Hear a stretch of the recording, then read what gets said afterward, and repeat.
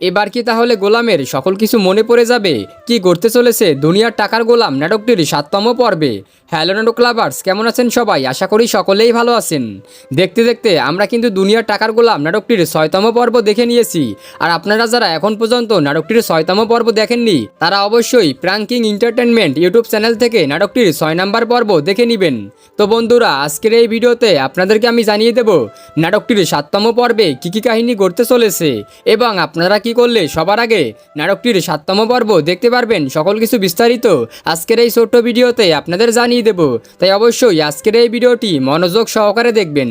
ধীরে ধীরে কিন্তু দুনিয়ার টাকার গোলাম নাটকটি জমে উঠতেছে, কেননা এখন আমরা ৭তম পর্বে প্রথমেই দেখতে পারবো গোলাম কিন্তু খাবার নিয়ে চলে আসবে রিশাদের অফিসে। আর এসেই কিন্তু সে কিন্তু বলবে, আমার কেন জানি এই অফিসটা অনেক চেনা চেনা লাগতেছে। আর লোকজনদেরকে দেখে বলবে, কেন জানি এদেরকে আমার অনেক পরিচিত মনে হচ্ছে।